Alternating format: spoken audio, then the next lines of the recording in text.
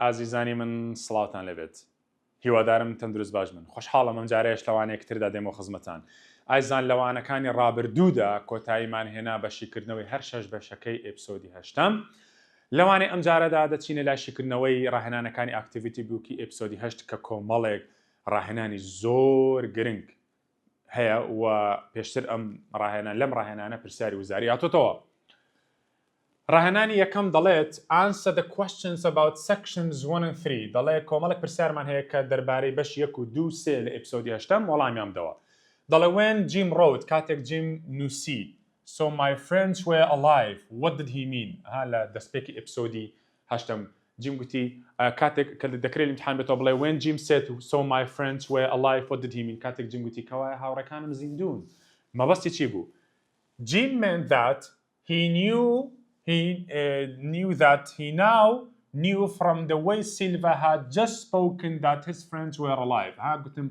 کاتێک بەو شێوەی سیلڤەر قسەی کرد باسیەوەی کرد لە شێوازی قسەکردنی سیلڤەرۆ جیم بۆی دەرکەوت کە هاوڕەکانی هێشتا زیندوون.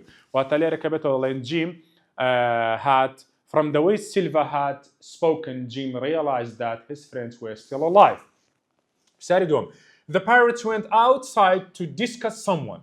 چەتەکان چوونە دەرەوە بۆ ئەوەی گفتگۆ لەسەر کەسێک بکەن باسی کەسێک بکەن گفتگۆ لەسەر کەسێک بکەن and to decide whether to do something و بڕیار بدەن کە شتێک بکەن ئەو کەسە چێ بوو کە چون کۆبوونەوەی لەسەر ئەنجام بدەن و بڕیار بدەن چ بکەن دەڵێت they went outside to discuss silver ها کە سیلڤەر گوتی کە منتان بدڵنیە دەتوان دەزان دەبێت چ بکەن چونە دەرەوە to hold the council گفتگۆیەک ئەنجام بدەن دەڵێت چونە دەرەوە بۆی باسی سیلڤەر بکەن and to decide whether to get rid of him as their leader و بڕیار بدەن کە ئایا وەکو کاپتنی خۆیان بیهێڵنەوە یان لای بدەن ئەمە گرنگە سێم why did Silver think that Jim was more useful alive than dead ئەمە گرنگە دەڵێ سیلڤەر بۆچی پێی وابوو کە جیم بە زیندویی سوودی زیاترە بۆ سیلڤەر نەک لەوەی کە بمرێت دەڵێ Silver thought that Jim could speak for him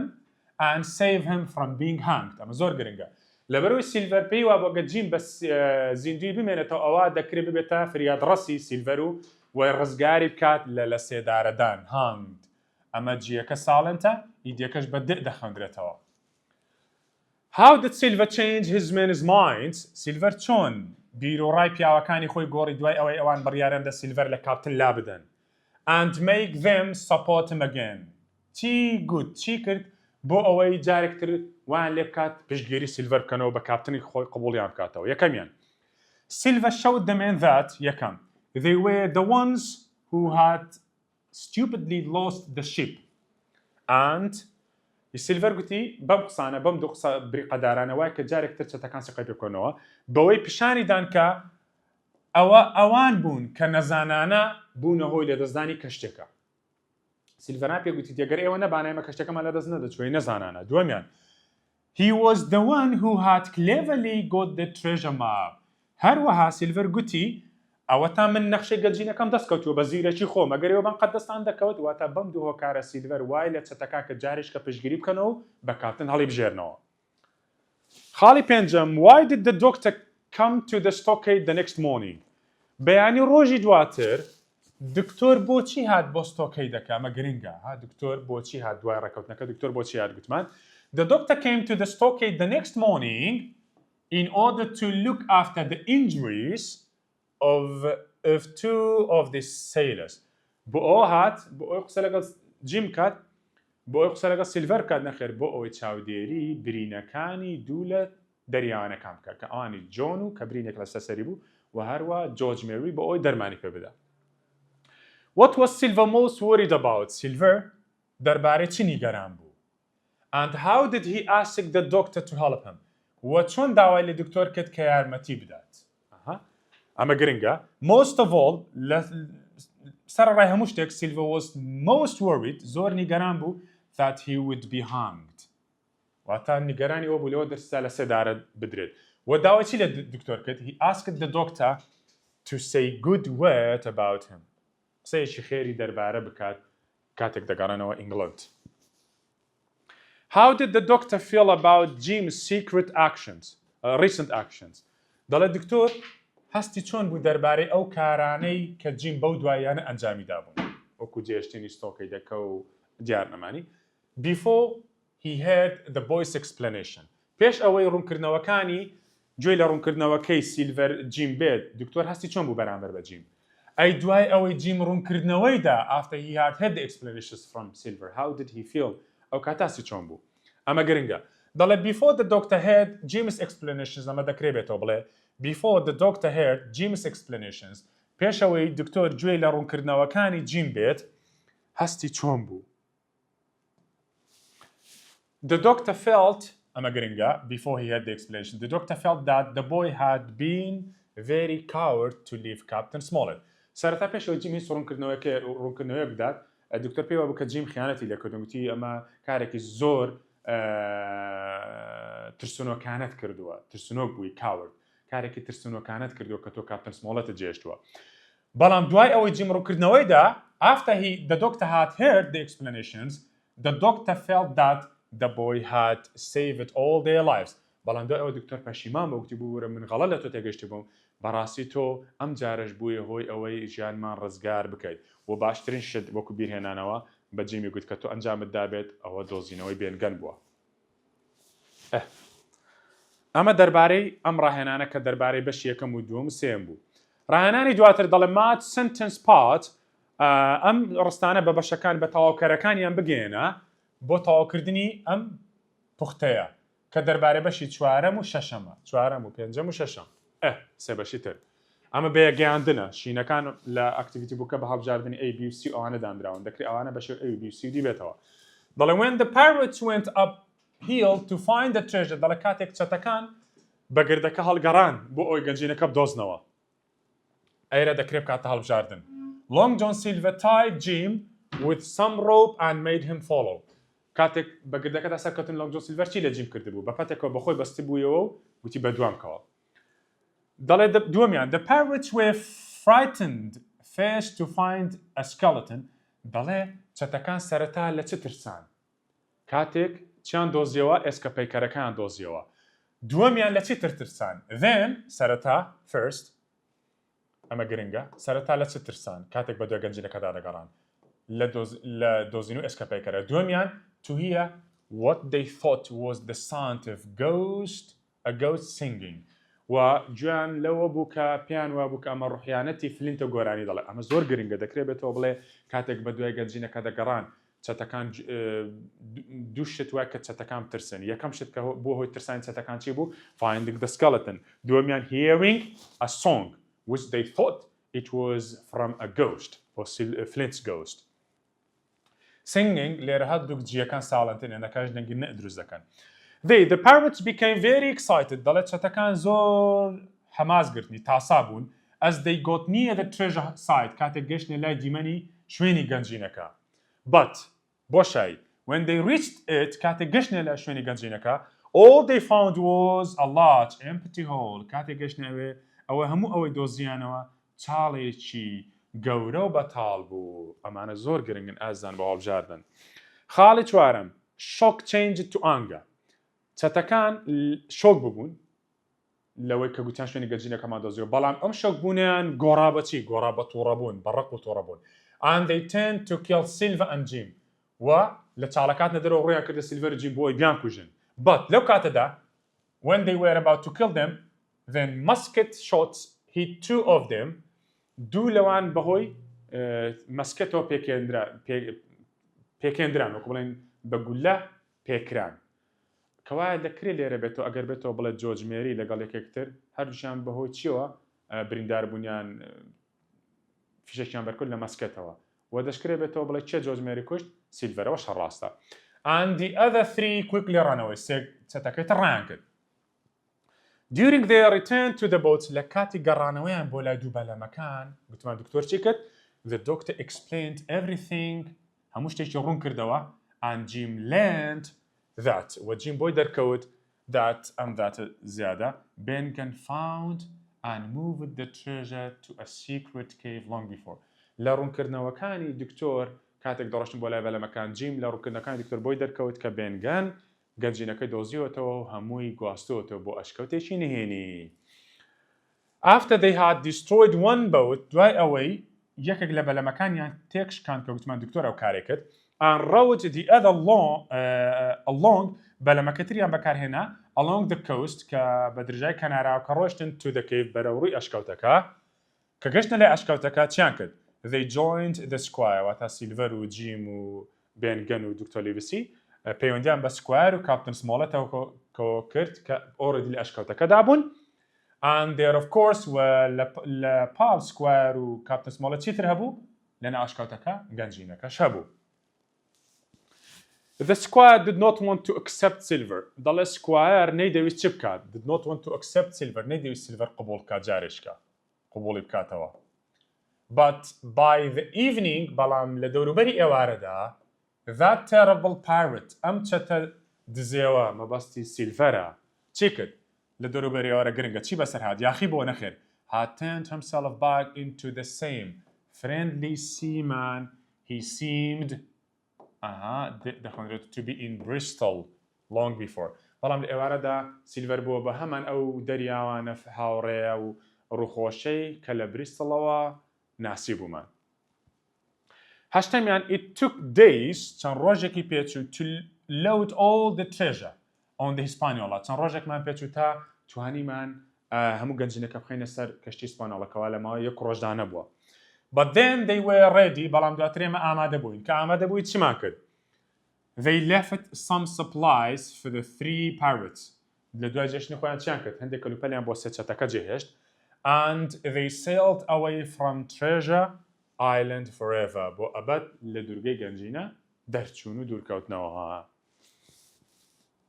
When they reached Mexico ئەمانە وەکو کیوەردە تۆ دەی بەکاربێنی ئاگادار بە کە خەتیان لەژێر دەم کاتێک گەشتنە وڵاتی مەکسیک Long John Silver چی بەسەر هات دیسەپێ دیار نەما چی لەگەڵ خۆی برد a bag of coins تورەکە پارێکی لەگەڵ خۆی برد and the others sailed جەماعەتەکەی تر sailed away to England بەڕێکەوتن بەرەو England with all the rest of treasure لەگەڵ تەواوی ئەو گەنجینەی کەما بۆەوە ئەمەش دەربارەی ئەم ڕاهێنانە گرنگە. ڕاهێنانێک ترمان هەدەڵ interpret the text ئەم پارچە نووسینە لێک بدەوە زۆر گرنگە. How did Jim react in section 1 لە بەشی یەکەمی ئەپسۆدەکەمان جیم کاردانەوەی چۆن بوو چ کاردانەوەیەک کەی when Long John Silver told him he had the treasure map کاتێک Long John Silver گوتی جیم دکتۆر نەخشەی گەنجینەکەی پێداوم جیم ڕیاکشنی چۆن بوو کاردانەوەی چۆن بوو what did Jim probably think then جیم پێی وا بوو کە دەبێ چ ڕوویدا بێ دەڵێ when Silver told Jim that he had the map ئەمە گرنگە Jim's mouth fell open گوتمان ئەمە ڕیاکشنەکەی بوو ڕیاکشنەکەیە Jim دەمی قش بوو دەمی کرایەوە لە سەر سوڕمان and he probably thought that بۆشایی the pirates had won the fight for the treasure ئەمە زۆر گرنگە کاتێک Jim ئەم دەکرێت حامێتەوە بڵێ when Silver told Jim that the doctor had given him the map what did Jim think Jim thought that the pirates had won the fight for the treasure. Jim پێی وا بوو کە چەتەکان شەڕی گەنجینەکەیان بردۆتەوە. What do we learn in section 5 لە بەشی پێنجەمی ئەپسۆدی هەشتەم چمان بۆ دەردەکەوێت that shows why the doctor was happy to give the map to Silver. کە ئەمە دەلالە لەوە دەکات کە دکتۆر بۆچی دڵخۆش بوو بۆ ئەوەی نەخشەکە بدات بە Silver. ئەمە شاتۆتە لەو زاری دەڵێت the doctor was happy to give the map to Silver. Why? In section 5, we learned that the doctor was happy to give the map to Silver because بۆشایی ئەمە گرنگە because Ben Gunn had already moved all the treasure away to a cave on the other side of the island. What the doctor was happy to give the map to Silver دەکرێ ئەوە بکاتە B وەڵامی B دەکرێ ئێشمان هەبێ because the map was useless. ئەمە شەر بە وەڵام دادنێ ڕاستە لەبەرەوە یەکەم نەخشەکە سوودی نەما بوو دووەمیان Ben Gunn ئۆڕێدی گەنجینەکەی دۆزی بۆ بردبووی بۆ ئەشکەوتێک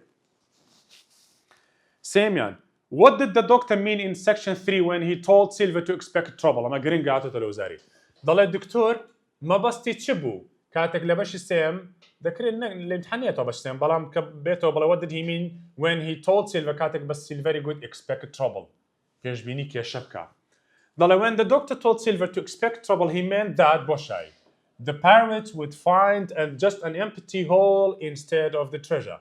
ما بس تيوبو كتتكان تنها تشالي بطال ددوزنوا لجيات جنجينكا يعني دشكريبتو بلا he meant that the treasure had already been found ما بس يوبو كجنجينكا بيش دوزراوتو مش راستا and the other man وهروا قلتي دواي أوا خالية كام أميا تشالي بطال ددوزنوا خالي دوام قلتي كيشكا رودادات that the other man would be very angry with their leader Silva وهروها ما بس شيء أبوكا بياو كانت زور لتطورد ابنو and they would attack you وهي رشد كان السر. What happened after I left the stockade? دوای ئەوەی گەنجینەکەم جێهێشت چی ڕوویدا؟ عفوا دوای ئەوەی ستۆکەیدەکەم جێهێشت چی ڕوویدا؟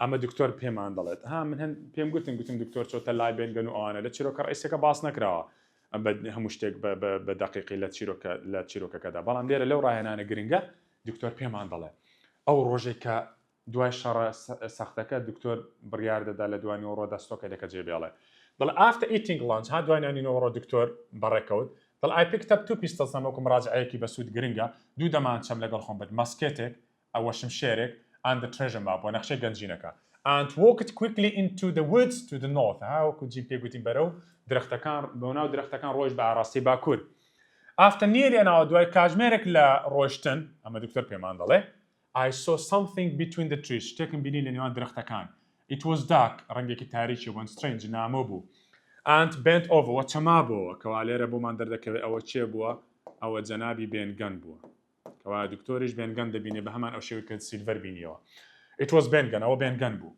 Ben Gunn I called her Ben Gunn I am Jim's friend من هاوڕێی جیمم دکتۆر لیڤیسیم please come out and let's talk وەرە دەرەوە با قسە بکەین دەڵێ slowly Ben Gunn nervously appeared دەڵێ بە هادئی و بە قەلەقیەوە Ben Gunn دەرکەوت Are you really not one of Flint's men? تکایە بەڕاستی پێم بڵێ تۆ یەکێک نی لە پیاوەکانی فلنت واتە Ben Gunn بە دکتۆر دەڵێ he asked no certainly not نەخێر بەدڵنیام من یەکێک نیم لە پیاوەکانی ئەو we are fighting for our lives against them ئێمە ئێستا لە شەڕدان لەگەڵ ئەوان بۆ ژیانی خۆمان لە پێناو ژیانی خۆمان ئەو دکتۆر وا بە Ben Gunn دەڵێ well he asked وتی if I help you وتی دکتۆر if I help you will you help me to get away from this terrible island forever ئەگەر من یارمەتیتان بدەم لە دۆزینەوە گەنجینەکە ئایا ئێوەش یارمەتیم دەدەن بۆ ئەبەت لەو گەنجینە لەم دوورگە دزیەوە نەجاتم بێ دڵ I promised واتە the doctor promised that we would very happily help him and said that we needed all the help that we could get وتم بەدڵنیاییەوە یارمەتی دەدەین و پێویستمان بە هەر یارمەتیشەکە دەکرێت هەبێت بۆ ئێمە I explained that the pirates wanted to take them up بۆم ڕوون کردەوە کە چەتەکان دەیانویست ئەو نەخشەیە ببەن find the treasure and kill all of us و هەروەها پلانیان وابدانا بوو ئەوە تا لێرە پلانەکەی سیلڤەر بە Ben Gunn دەڵێ دکتۆر بەڵێ چەتەکان وا پلانیان دانا بوو کە نەخشەکە لە ئێمە بستێن و گەنجینەکە بدۆزنەوە هەموو ئێمە بکوژن well even if they get them up Ben Gunn دەڵێ کاکە خەمت نەبێت تەنانەت ئەگەر نەخشەکەشیان دەست بکەوێت they won't help them that won't help them ئەمە یارمەتیدار نابێت ئەم قسەیە هی چێە Who told who? Ben Gunn told Dr. Livesey. خەمت نەبێگەر نەخشەکەشیان دەست بکەوێت هیچ سوودی نابێت. Who said it? The castaway said. The castaway ئەمە لە چیرۆکە باس نەکراوە بەس لە ڕاهێنانەکەیە. The castaway واتە بەجێماو. جێبوو واتە مروند. Castaway واتە مروند. ئەو کەسێک کە لە شوێنێک جێ دەهێڵدرێت. Who was the castaway man Ben Gunn؟ ئەمە نەک لە وزاری بێتەوە تا سەناتەوە گرنگە. Who was the castaway man? Who was the marooned man? It was Ben Gunn. Who was the man of the island? It was Ben Gunn. Said with a sudden laugh. But pekayno bitika ka khaman nabe am naqsha sudina ma. Why is that? Bo I asked and Ben Gunn told me the history. Chiroka ke boy jaram with job doctor. Bitika I had found the treasure. Naqshakam ganjinakam doziyoto. He explained. And little by little he had carried it to a secret cave on the other side of the island. Warwa بار لە دوای بار گەنجینەکەی گواستۆ بۆ نەخشەیەکی نهێنی بۆ ئەشکەوتێکی نهێنی لە لایەکتری دوورگەکەوە دەڵێ at first I could not believe the man دکتۆر دەڵێ لە سەرەتادا نەمدەتوانی سیقە بە پیاوەکە بکەم but he told me that it was all completely true باوەڕم پێ بکەوە هەمووی ڕاستە and he asked me to go with him and see تێگە باوەڕ نەکەوەرە بابێکە بڕۆین و ئەشکەوتەکە و گەنجینەکە ببینین ضل together we climbed spyglass يلبيك أو سكوتين بسر قردي spyglass ده واتا دكتور بين جن and Ben Gunn showed me a large hole at the top واتا challenge جوري بشان دام at the top of the hill لسر روي قردي دورجي spyglass challenge جوري بشان دام وتكاكا that's where the treasure was أما شويني أو گەنجینەیە کەوایە پێش سیلڤەر و ئەوان دکتۆریش چاڵە گەورەکەی یان ئەو شوێنەی کە گەنجینەکەی تێدا حەشادراوە بینیوێتی. He said, and then he invited me to go with him again. گوتی یاڵە با بڕۆین بەردەوام بین. This time to the cave. ئەم جارە گوتی با بڕۆین بۆ لای ئەشکەوتەکە. دەڵێ it was a long way ڕێگایەکی دوور و درێژ بوو and it was clearly evening before we got there. دەمە ئێوارە بوو دوانی ڕۆژێش خڕیمن دەمە ئێوارە بوو ئەو کاتێک کە جیم ستۆکەیەکە دێش دەڵێ before we got there دەمە ئێوارە بوو پێشەوەی بگەین ئێوارە داهات پێشەوەی بگەینە ئەشکەوتەکە واتە کاتێک دکتۆر دەگاتە ئەشکەوتەکە جیمیش ئەو کاتە ستۆکەیەکە جێ دەڵێ. However, my journey had a happy end. هەرچەندە چیرۆکەکەم کۆتایەکی خۆشیە بوو. They deep in the dark cave واتە گەشتەکەم عەفوەن کۆتایەکی خۆشی بوو واتە ئەو گەشتە دوور و درێژە بەرەو ئەشکەوتەکە کۆتایەکەی خۆش بوو چۆن؟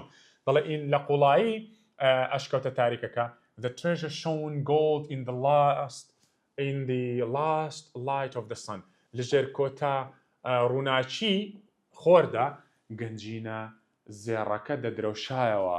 It was a wonderful sight دیمەنێکی دڵگیر بوو. I began to think that we could perhaps win against Long John Silver. گوتم ئەو کاتی بیرۆکەم بۆ هات گوتم لەوانەیە ئێمە بتوانین پلانێک دابڕێژین و دژی Long John Silver سەر بکەوین. ئەو کاتە پلانەکەی بۆ دێ against Long John Silver and the pirates وەچەتەکانی تر. گوتم if we can get the ship back ئەگەر بتوانین کەشتێکە بجێڕینەوە I thought we might be able to get away from Treasure Island alive. لەوانەیە بتوانین بە زوندوی لە دوورگەی گەنجینە بۆی دەربچین. and with the treasure to هەروەها بە گەنجینەکەەوە بۆی دەربچین نەک بە بەتاڵی. ئەوە بوو دکتۆر فکرێ ئەوەی بۆ دێت کە بچێت نەخشەکە بدات بە لۆنگ جۆن سیلڤەر لەگەڵ ستۆکەی دەکەوت تەواوی و کەلوپەلەکە و بۆ ئەوی سیلڤەر و ئەوان لە نەخشە لە خشتە بەرێت. با چەند پرسیارێکی وزاری شکار بکەین جەماعەت. دەڵێت دۆکتەر لیڤسی هامە ساڵی 2015 لە preliminary هاتوتەوە تەمیدەکان دەڵێت دۆکتەر لیڤسی gave the treasure map to silver بۆچی؟ هامە باسمان کرد لە شکردنەوەکە چەند جار فۆکەسمان لەسەر کرد. دۆکتەر لیڤسی نەخشەی گەنجینەکەدا بە سیلڤەر بۆچی؟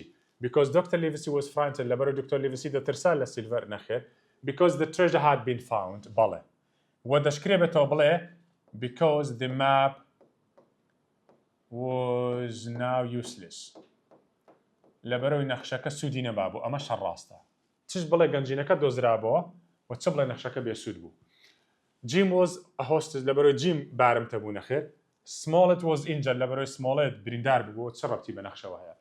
سەرکەن جەماعەت Dr. Livesey was happy to give the map to Long John Silver. Dr. Livesey دڵخۆش بوو بەوەی نەخشەکە بدا بە Long John Silver. هەمان پرسیار بە داڕشتێکی جیاوازاتەوە. Why? Because he was afraid of him لەبەرەوەی لە سیلڤەر دەترسا نەخێت.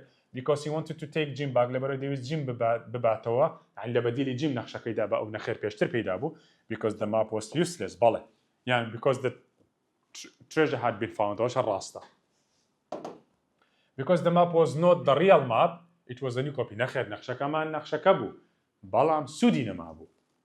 پرسیاری چوارەم دەڵێ according to the bargain بە پێی ڕێکەوتنەکە بۆشێ bargain لەناو چاڕوویدا سیلڤەر و دۆکتەر لیڤسی Jim should stay at the island with Ben Gunn بە پێی ڕێکەوتنەکە جیم دەبێت لەگەڵ Ben Gunn بمێنەوە لە دوورگەکە نەخێر باسیەوان نەکرد.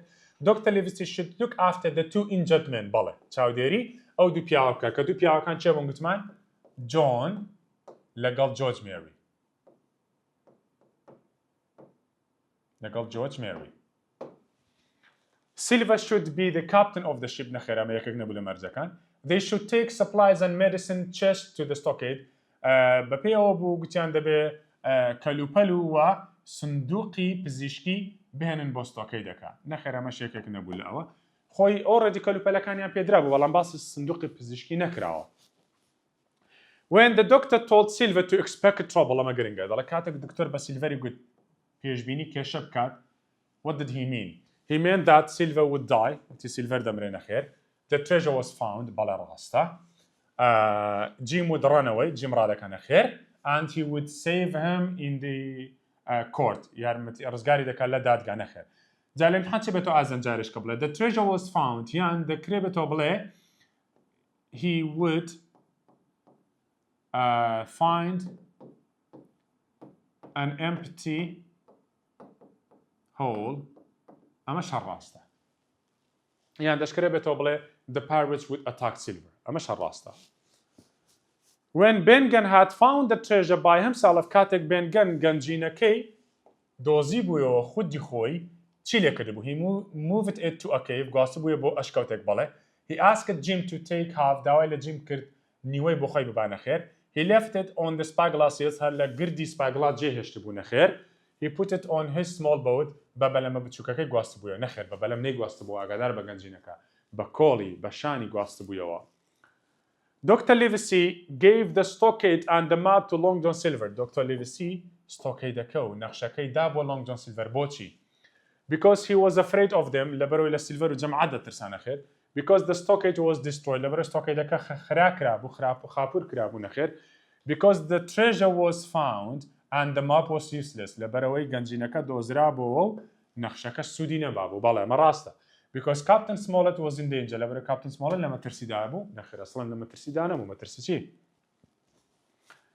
only who had sailed from Bristol returned with the ship ئەمە هاتۆتە 2016 دەڵێت تەنها ئەوانەی لە بریستڵەوە گەشتیان لەگەڵ کەشتێکە کردبوو گەڕانەوە چەند کەس لەمانە 13 men نەخێر John Silver نەخێر 5 men a third of the crew یەک لەسەر سێ نەخێر ئەمەش نەبوو 5 لە پیاکە The Squire, Dr. Livesey and Jim decided to go ashore for the evening ها گوتمان سێ کەس Squire و Dr. Livesey و Jimmyشان لەگەڵ خۆ برد بڕیارە نەبچنە کەناراوەکە بۆ ئەوینانی ئێوارە لەوێ بخۆن and when the Squire went to Bristol to buy a ship ئەو کاتێک کە Squire چوو Bristol کەشتێک بکڕێنە خێر ئەمە کۆتایی گەشتەکەمانە when they saw Silver with the white flag کاتی سیلڤەریان بە ئاڵاسپێکەوە بینینە خێر when Captain Smollett put the flag high up on the stockade کاتێک Captain Smollett ئاڵاکەی لەسەر ستۆکەیدەکە بەست نەخێر when they reached a beautiful Mexican bay کاتێک گەشتە کەناراوێکی مەکسیکی دڵگیر لەوێ بڕیانە دەنانی ئێوارە لە کەناراوەکە بخۆن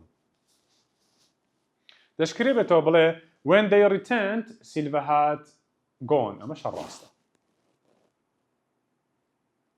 Flint had killed the 6 strong sailors and Captain Flint شش دەریاوانە بەهێزەکەی کە لەگەڵ خۆی بردبوونی بۆ حەشاردانی گەنجینەکە کوشتبوونی and بۆ شایی used the body as supplies کەلوپەلەکانی جەستەی ئەوانی وەکو کەلوپەل بەکارهێنابوو نەخێر put them high above the wooden house هەر شەشی لەسەر خانوەدارینەکە جێهێشتبوون نەخێر asked Silver to take them up داوای لە سیلڤەر کرد نەخشەکە ببات نەخێر نەخشەکەی دابوو بە Captain Bill left their bodies جەستەکانی ئەوانی جێهێشتبوو as a pointer to the treasure وەکو ئاماژەیەک بۆ گەنجینەکە جێهێشتبوون when they got to the boat کاتێک گەشتنە لای بەلەمەکە the doctor گوتمان used a pickaxe to break out بۆ چی بکات both boats نەخێر one boat بەڵێ the Hispaniola بە پاچ ناشکێت and Silver's leg قاچی سیلڤەر بشکێنێ Hispaniola was bought with the help of Silver نەخێر ئەگەر لێرە گوتبای with the help of Blandly ئەوەش ڕاست دەبوو خەڵەتەکە لێرەیە was built by Ben Gunn لەلایەن Ben Gunnەوە دروستکرابوو نەخێر was the ship which would be sent by Blandly ئەو کەشتێ بوو کە لەلایەن Blandlyەوە دەنێردرا was the ship which would be sent by Blandly نەخێر ئەو کەشتێ نەبوو Hispaniola ئەو کەشتێ نەبوو کە Blandly دەینات کەشتێکی تر Blandly دەینات هەم پرسیارە فکرێکە داربە Hispaniola reached Bristol in late summer لە کۆتایی هاویندا گەشتەوە while Silver and his men were searching for the tall tree کاتێک بە دوای درەختە گەورە بەرزەکەدا دەگەڕان which was marked on the treasure map کاتێک لەسەر ئەو درەختە بەرزەی کە لەسەر نەخشەکە ئاماژە پێکرا بوو کاتێک بە دوای ئەودا دەگەڕان چ ڕوویدا he knew that his men may give him a black spot بۆی دەرجیم سیلڤەر پێیوا بوو کە پیاوەکانی لەوانەیە black spotێکی پێ بدەن نەخێر black spotێکی تر نەما his men tried to shoot him and run away پیاوەکانی هەوڵیاندا تەقەی لێ بکەن و ڕابکەن نەخێر he didn't know that the treasure was found and taken نەیدەزانی کە گەنجینەکە دۆزراوەتەوە بردراوە he knew that the map was a new copy بۆی دەرکەوت کە نەخشەکە نەخشەیەکی تازەیە کۆپیکرا نەخێر وەڵامە ڕاستەکە ئەوەیە کاتێک ئەوان بە دوای درەختەکەدا دەگەڕان نەیان دەزانی کە ئۆڕێدی گەنجینەکە دۆزراوەتەوە بردراوە. The doctor said that was the best thing Jim had ever done. ئەمە گرنگە. دکتۆر پێی وابوو کە باشترین شت کە جیم تا ئێستا ئەنجامیدا بۆ چ بووە؟ Cutting the ankle rope of his spaniel. ئەمەش کارێکی باش بوو بەڵام بە پێی دکتۆر باشترین کار نەبوو. C. Bringing the map to him and the squire. بردنی نەخشەکە بۆ لە ئەو سکوار نەخێر. Killing Israel has نەخێر. ئەمانەی هەموو کردجیم هەموو کاری باشن بەڵام لە هەموویان باشتر بەلای دکتۆرەوە finding Ben Gunn دۆزینەوەی Ben Gunn بوو. There was no need for the second ship to be sent by Blandy. ئەمە گرنگە 2019 تۆ دەڵێ هیچ پێویست نەبوو کەشتی دووەم لەلایەن بڵاندیەوە بنێدرێ بۆ because they returned earlier than the assigned date. ئەوان زووتر لە وادەی دیاریکراو گەڕانەوە بەڵێ پێش وادەی دیاریکراو. Silva had taken a bag of gold coins. لەبەرەوەی سیلڤەر توورەکە زێڕێکی بردبوو چ ڕەبتی بە ناردنی کەشتیەوە هەیە. Blandy was no longer in Bristol. Blandy چیتر لە بریستڵ نەبوو بۆیە پێویست نەبوو باسی مەر نەکراوە. هەندێک شتێ ئازان جاری وایە هەندێک معلومات لە هەڵبژاردەکان دەدا ئەسڵەن لە چیرۆکەکە هەر باس نەکراوە ڕەبتی بە چیرۆکەوە نیە. بلاندی لە بریستڵ نەبووە کەی باسیەوە کراوە لێ چ ئێپیسۆدێک باس نەکراوەکە خارجی ئێپیسۆد دەکەمە دەرەوە. Captain Smollett had retired from the sea. لەبەرە Captain Smollett لە گەشتی دەریاوانی وازی هێنابوو. ئەمە نەخێر ئەمە دوای ئەوەی گەشتەکە کۆتایی هات. After the bargain between دوای ڕێککەوتنەکە لە نێوان سیلڤەر و دۆکتەر لیڤسی Silva needed the doctor. پێویستی بە دکتۆر بوو بۆچی؟ To look after the supplies on the beach بۆ ئەوی چاودێری کەلوپەلەکان بکات نەخێر. To give medicine to George and treat John بۆ ئەوی پێویستی پزیشکی بدا بە جۆرج و چارەسەری جۆن بکات بەڵێ. To take Jim back to the Admiral Benbow. Jim بباتەوە Admiral Benbow نەخێر. To help his wife and sell the spyglass بۆ یارمەتی بدات و spyglass بفرۆشێ. ئەمە هەستڵەن باس نەکراون سیودی لە چیرۆکەکە.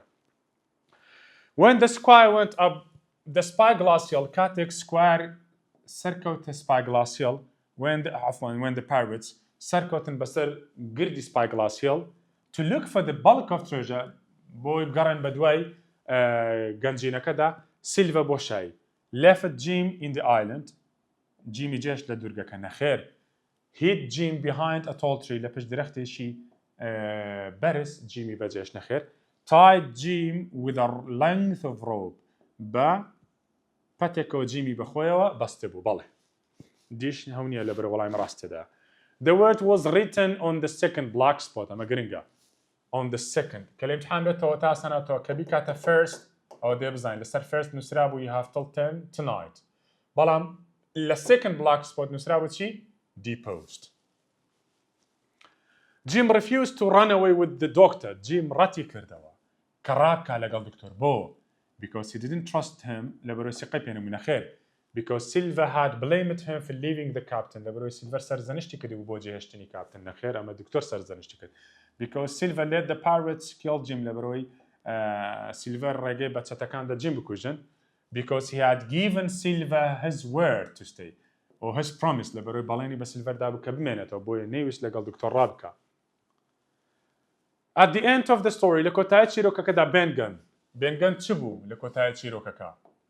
kept his treasure and studied to become a ship's mate نەخێر ئەمە Abraham Gray بوو put all his money safe in a bank هەموو پارەکە لە بانک پاشەکەوت کرد نەخێر ئەم دوانە هەردووشیان دەربارەی چه ڕاستن؟ دەربارەی Abraham Gray spent or lost his money in 90 days ئەمە لێرە عنی 90 ڕۆژ ئەوە غەڵەتە ژمارەکە غەڵەتە D spent his treasure in 19 days دا چ بنووسین چ بە ژمارە Dr. Livesey gave the treasure map to Silver because Dr. Livesey نەخشەی گەنجینەکەی دا بە Silver بۆچی because Jim was a hostage نەخێر because Dr. Livesey was frightened ئەمە چەند جارێک هاتۆتەوە بۆ سێم جار because the map was useless بەڵێ یان because the treasure had already been found ئەمەش ڕاستە because Captain Smollett was injured نەخێر. Most of all Silva was worried that he would لە هەموویان زیاتر Silver لە چنی گەران بوو and he asked وداوای لە چێ کرد to say a good word about him was worried that he would be marooned نەخێر جێ دەهەڵدرێ وداوای لە جیم هۆکینسیش کرد بەڵام شتی ڕاسترمان هەیە لە سێدارە بدرێ وداوای لە دکتۆر لیڤسی کرد کە ڕزگارم کە deposed by the pirates نەخێر لەوە نیگەران نەبوو وداوای لە سکوایرش نەکرد returned to Bristol بقارته برسن خير وكابتن سمولت أما شهر نبو. Keep the boy close to you and when you need help shout. Who said to him? چه ام قصه کدو بچه تی کوڕەکە لای خۆت بهێڵەوە کە پێویست بە یارمەتی بۆ هاوارکە ئەمە مامان زۆر باشی لە بیرە. Long John Silver to the doctor نەخێر بەعکسەوەیە. Doctor Livesey to Long John Silver. Captain Smollett to Long John Silver نەخێر ئەوانە ڕخان لێکتر بوو. Ben Gunn to Dr. Livesey نەخێر.